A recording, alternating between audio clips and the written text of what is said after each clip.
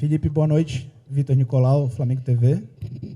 Na data FIFA anterior, parabéns pela vitória, né? Na data FIFA anterior, você teve o fato raro de poder contar com o elenco inteiro, né? E naquele momento você conseguiu corrigir algumas coisas que se perdem ao longo do processo e criar uma nova jogada, né? Que foi essa bola longa, esticada na referência para gerar profundidade. E assim você quase fez gol. Seu time quase fez gol contra o Botafogo, fez o gol contra o Palmeiras no momento de pressão e voltou a fazer gol hoje na hora que o Vojvoda apoia o Santos para marcar mais alto e acha o gol ali do Carrascal a partir da mesma jogada.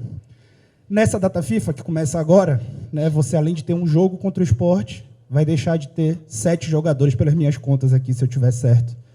Vai deixar de ter 7 jogadores na tua equipe. Como tentar... o que você acha que pode ser trabalhado nesse período, né, apesar dessas ausências, diante do que pode ser corrigido, que acaba surgindo com a sequência, pensando aí no que tem por vir? Primeiro que precisamos... Dá para ouvir, né? Precisamos muito ter tempo de treinamento. Infelizmente, como você citou, vamos ter aí muitos convocados, muitos jogadores que não vão estar nesses treinamentos, porque é preciso recuperar comportamentos, preciso recuperar conceitos que se foram se perdendo nesses últimos jogos. E hoje, em alguns determinados momentos do jogo, eu não me reconheço quando eu vejo uma equipe se partir ou acelerar tanto o jogo do jeito que foi, principalmente no primeiro tempo. Então, eu preciso urgentemente ter tempo para treinar, para recuperar esses conceitos e que a equipe jogue do jeito que eu quero que jogue, né? Então, em alguns momentos hoje do primeiro tempo, como eu falei, não senti isso. Mas os que vão ficar aqui sim vão ter todo o conteúdo e vou poder preparar o jogo da melhor forma para o jogo do Sport. Boa noite, Felipe, aqui, Sidão Marinho do Litoral News. O Flamengo fez 3 gols que foram muito importantes para a manutenção do resultado devido a um apagão da equipe no final. Queria que você tentasse explicar o que aconteceu ali. Foram 2 gols muito rápido. Parece que a sensação que fica é que acharam que o juiz ia acabar logo com os 45, acabou dando uma relaxada, sofreu 2 gols que incendiou a partida, incendiou muito a equipe do Santos. Isso te preocupa para essa reta decisiva? Tem jogos ainda do Campeonato Brasileiro, final da Copa Libertadores. E de que maneira você viu esse apagão da equipe na reta final, mas também uma equipe que, mesmo levando 2 gols rápido, conseguiu manter o resultado da vitória pelos 3 que tinha feito? Obrigado. Não, primeiro que eu odeio sofrer gols. É uma coisa que vocês me conhecem bem, eu prezo muito pela fase defensiva da equipe, dou muito valor a isso, acredito firmemente que a defesa é a melhor arma para poder ganhar um campeonato, ter uma defesa sólida, uma defesa boa. Nos custou muito chegar aqui com esses números tão baixos, né, de gols sofridos, e esse susto, podemos chamar assim de susto, que nos sirva de lição no Campeonato Brasileiro e talvez no futebol mundial. Se você baixa os braços, aguarda 1 minuto, custa muito caro, né? A gente já sabe disso. Então, já falei para eles e não me preocupa porque é um caso assim à parte, mas sim me machuca. Eu repito, odeio que aconteça isso. Boa noite, Felipe. Léo José do Coluna do Fla. Até pegando um pouco a sequência aqui da pergunta do Sidão, ele perguntou o porquê do time abaixou essa atenção na reta final do jogo, e eu senti que faltou um pouquinho assim de uma resposta um pouquinho mais direta. Essa falta de atenção do Flamengo, ela não foi só nesse jogo contra o Santos, ela aconteceu também em algumas outras partidas, inclusive contra o Estudiantes, por exemplo, no jogo de ida das quartas de final. Tem algum motivo, que você consegue enxergar algum motivo que o elenco baixa um pouquinho essa temperatura numa reta final de jogo, em alguns 5, 10 minutos? Contra o Estudiantes tivemos a expulsão injusta do Plata. Nós estávamos dentro da área do Estudiantes para fazer o 3º gol, tivemos chances e tivemos uma expulsão injusta. Então não é justo também falar sobre isso. Hoje é um caso à parte. Hoje estava 3-0, faltavam, não sei, era no minuto 42 e tomamos um gol. E aí nós temos que tentar entender o momento que está acontecendo no campo, que é o Santos pressionando, o Santos vindo roubar a bola, como foi o gol do Carrascal, não é mais no pé, é no espaço. E os jogadores têm que entender isso dentro do campo. Esse é o meu trabalho, fazer que eles entendam. E acabamos chamando mais a pressão do Santos, que estava, claro, acreditando, estava no momento melhor, e acabamos sofrendo, claro. Não diria apagão, né? Mas que esse susto sirva para que os jogadores entendam que o jogo só acaba quando o juiz apita. Buenas noches, Felipe. Por aquí, José Fernández para el Diario AS. Quería sacarte un poco del partido de hoy y seguir con algo que ya te habían preguntado anteriormente, con la fecha FIFA. Había la información de que Nico de la Cruz había pedido no ir a Uruguay para prepararse mejor, para recuperarse, para estar bien en lo físico, imaginamos, para llegar bien a la final de la Copa Libertadores. ¿Conversaste con él o es algo que surge por parte de él? Y lo segundo, ¿te llama la atención que Eric Pulgar no sea considerado en su selección? Sinceramente no sé sobre la no convocación de Nico, no sé. ¿Salió a lista de Uruguay? ¿Cuándo? ¿Hoy? Salió ahora la lista, no sabía. Sinceramente, para nosotros es mejor porque, como yo dije, es mejor que se quede entrenando. Es un jugador que necesita secuencia de entrenamientos y es mejor que se quede, ¿no? Más en ese momento tan determinante de la temporada, necesitábamos que se quedasen todos, la verdad. Pero bueno, es así. Los entrenadores necesitan también ganar con sus selecciones y los jugadores también quieren servirlo. Y sobre Eric, para mí, ya dije muchas veces, es selección de cualquier país del mundo, ¿no? Y no sé qué habrá pasado, pero no tengo ninguna duda de que es un jugador importante para Chile y supongo también que han tenido en cuenta el momento de la temporada del Flamengo e que Chile não se juega nada. Felipe, Raíza Simplício aqui da Gol Brasil e da revista Placar. Você até falou que odeia sofrer gols, mas nos últimos jogos o Flamengo vem sofrendo muitos gols, né? Algo que, diferente do que vinha acontecendo no seu trabalho, sofreu 2 do Palmeiras, sofreu 2 do São Paulo, sofreu 2 gols hoje, enfim. Por que o Flamengo você já conseguiu identificar por que o time agora, nos últimos jogos, vem sofrendo tantos gols? E por que tem oscilado tanto de um jogo para o outro, ou até mesmo no mesmo jogo? Cada gol que tomamos foram em contextos diferentes. Jogamos contra o Palmeiras, tomamos gol com 1 a menos, o 3-1, e depois o Palmeiras fez um gol no último minuto. Tomamos o gol. Contra o São Paulo, tomamos um gol por erro nosso e um gol com 1 a menos, outra vez. E hoje tomamos 2 gols de uma forma infantil. Então, cada jogo tem um contexto diferente. O importante é que os jogadores deem o valor para não tomar gol do mesmo jeito que eu prezo por isso. Então, todos os erros que se cometem são corrigidos, tentamos corrigir durante a semana. Então, como eu falei, os gols não estão se repetindo da mesma forma, não existe um padrão. Existe um contexto, e um contexto de jogo a jogo, todo jogo é diferente, todo adversário nos coloca em diferentes situações. Algumas resolvemos melhor, outras não tanto, e também pelo momento de pressão da temporada. Por isso, porque são adversários diferentes, não é oscilação. Jogos diferentes, adversários diferentes. Marcações diferentes e posturas. Não sempre você é dominador dos encontros. Boa noite, Felipe. Bruna Medeiros, do Desflá.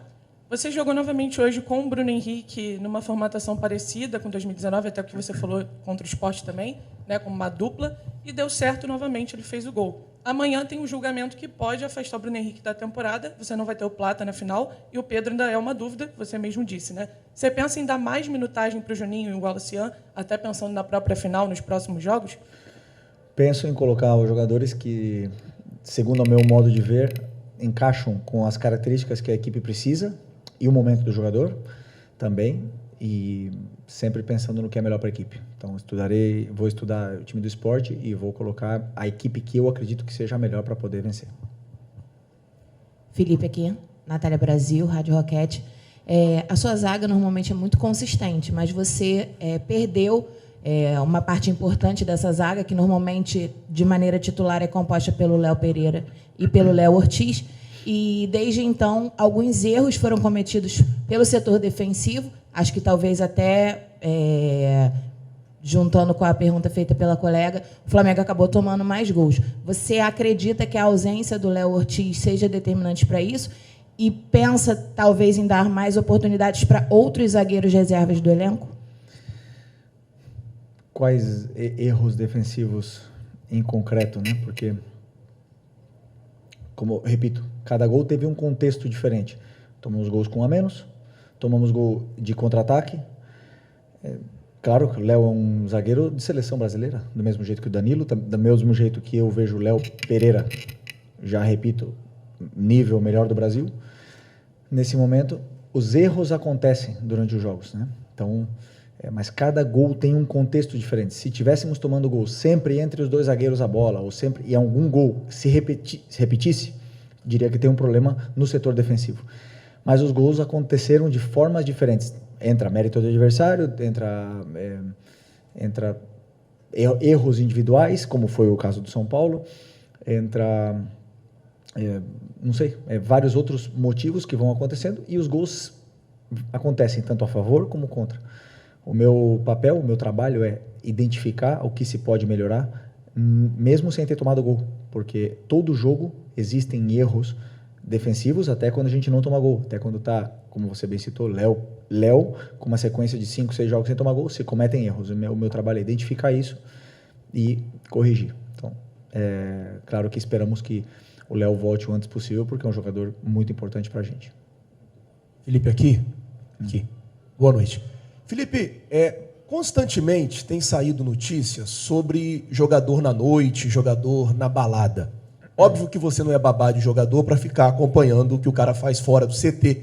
Mas eu queria saber, assim, de você como professor, quando tem esse tipo de notícia, quando tem esse tipo de coisa, como é que você trata no dia a dia? Você deixa passar e observa o comportamento dele no treino, ou você chama, conversa e tenta ajustar o comportamento dos jogadores também fora do CT? Obrigado. Bom, primeiro que o controle que nós temos sobre o jogador é o momento que ele passa no clube, né? Então esse é o nosso controle que nós temos sobre ele. Aí nós controlamos tudo, desde sono, desde a parte física, a recuperação, damos todo tipo de treinamento. Essa é a parte que nós podemos controlar.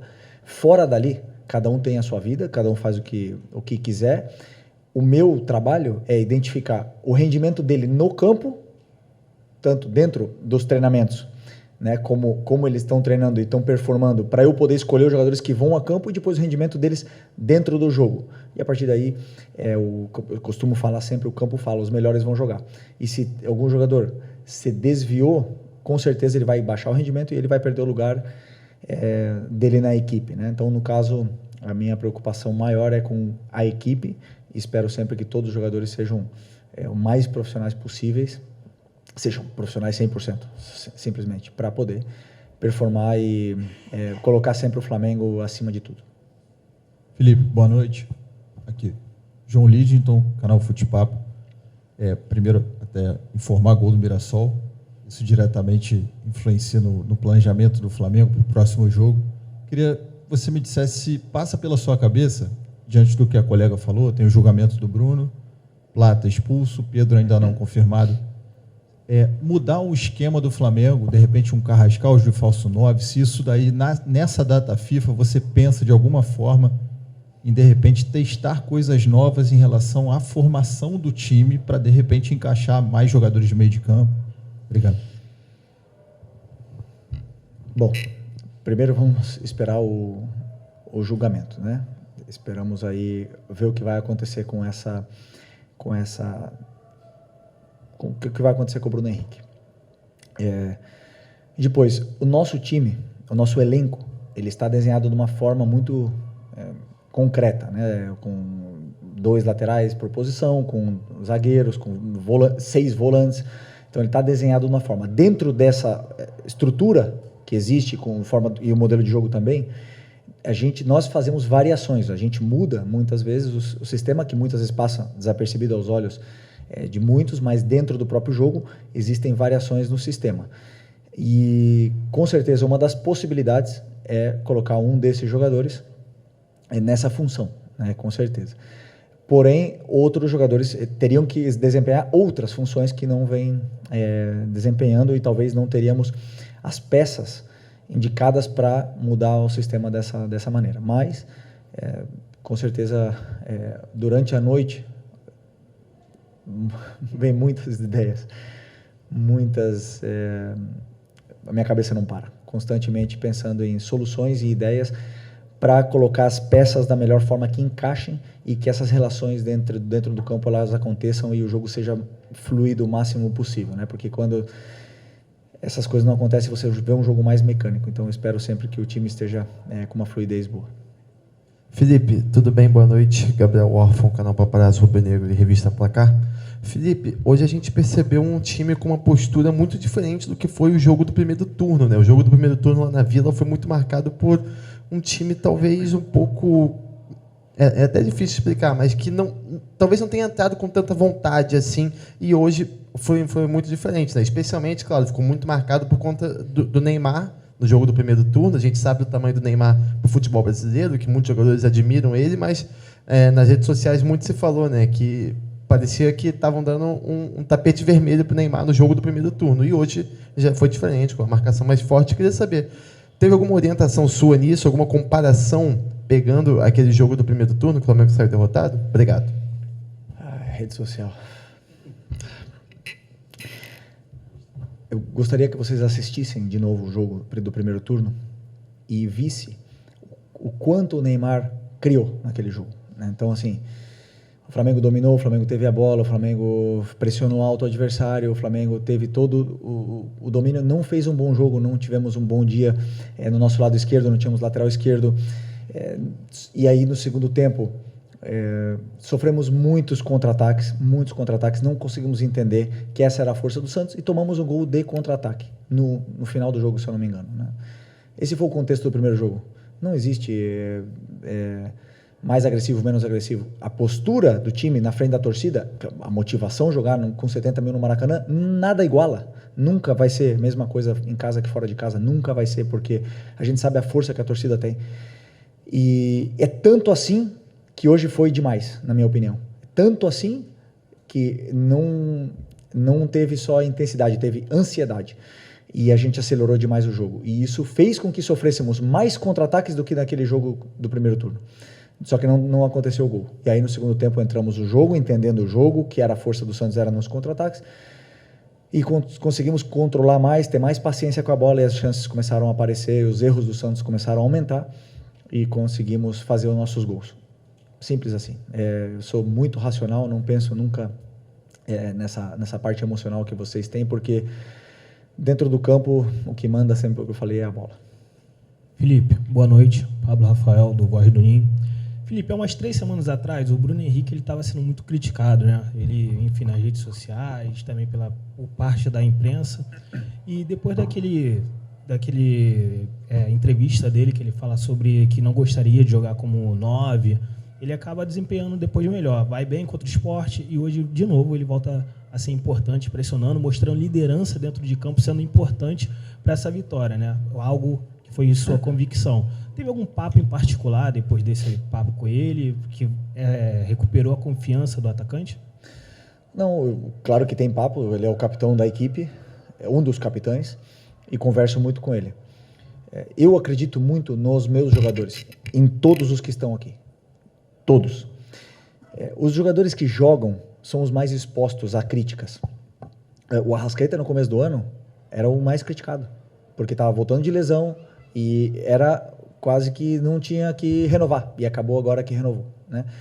Porque acabou agora que é o melhor jogador do Brasil, todo mundo está vendo. Então, assim, quem está no campo está sendo criticado, está sendo exposto a essas críticas. O Bruno sempre se mostrou à disposição de ajudar a equipe, aonde fosse, mas também com muita sinceridade. Então, para mim é muito natural, e a linha entre a confiança e perder a confiança é muito fina, né? Então ele não estava num bom momento, estava num momento com dúvida, fez um grande jogo contra o Sport e hoje vê que retomou essa confiança, essa liderança e já voltam os elogios que, para mim, são mais para eles, né? Porque eu entendo, eu estou vendo no dia a dia o que esses jogadores fazem, o que eles representam e eu sei o que eles podem render. O jogo que muitas vezes se imagina com outros jogadores, ele nunca vai acontecer. Então eu sim, como treinador, tenho que tomar as decisões e tomo sempre as decisões que eu acho que são melhores. Às vezes, como eu falei, vou errar, vou acertar, mas sempre vão ser as minhas convicções. Boa noite, Felipe. Marcelo Correia, da TV Globo. A minha pergunta é sobre esse campeonato rodada a rodada com o Palmeiras. Parece meio óbvio, mas tem um fator emocional na preparação do jogo, na forma como você precisa fazer com que os jogadores se concentrem apenas no que eles precisam fazer durante a semana e durante os jogos. Como tem sido controlar a parte emocional desse elenco numa disputa de nível tão alto e com tão pouca margem de erro para os dois lados? E aí eu quero só complementar, já que você falou do Bruno Henrique, eu notei que desde que ele falou que se sente em dificuldade como 9, apesar dele ser um jogador de referência na área, nas escalações que você fez, muitas vezes ele parece um pouquinho mais para o lado esquerdo, assim, né? Não como um ponta aberto, mas assim, num ângulo um pouquinho mais para a esquerda que dê facilidade para que ele abra o ângulo de chute dele, assim, né? Você teve alguma orientação nesse sentido também? Aí entra detalhes do plano de jogo tático, onde eu prefiro não entrar, mas o Bruno tem que desempenhar uma função, como todos os companheiros, eles têm uma função dentro do campo que eu peço para que eles desempenhem e ele vem fazendo muito bem essa função. Sobre a parte mental que você falou, o campeonato é muito igualado e muito disputado, né? Todos nós deixamos pontos ao decorrer desse campeonato, todos nós em algum momento, segundo a imprensa, fomos o melhor time do mundo e na outra semana o outro é o melhor e já fui o melhor treinador do mundo, mas também já fui o Abel já foi o melhor, o Jardim já foi o melhor e vai mudando de semana a semana. Então, o que tem o Flamengo, né? O Flamengo tem uma dificuldade maior, que é que a pressão é maior, a cobrança é maior, a exposição é maior dos jogadores, da comissão, de todos e como eu posso te dizer, tentando raciocinar aqui, a pressão do Flamengo é maior do que nos outros clubes. Até mesmo a forma que os adversários vêm jogar contra o Flamengo é diferente por ser o Flamengo. Então nós enfrentamos isso ainda, além disso. Todos os times eles cometem erros nessas fases decisivas, fases com mais pressão. No final das contas, o time que estiver em cima da tabela foi o time que vai ser mais forte mentalmente, vai ser o time que foi o melhor do campeonato. Por isso é um campeonato tão difícil, tão disputado e tão complicado de vencer. E a gente vê em outros campeonatos na Europa, times grandes como o Real Madrid tem mais de 30 campeonatos nacionais e aqui isso não existe, né? Então, pelo nível de competitividade que é e o difícil que é jogar contra qualquer time do Campeonato Brasileiro.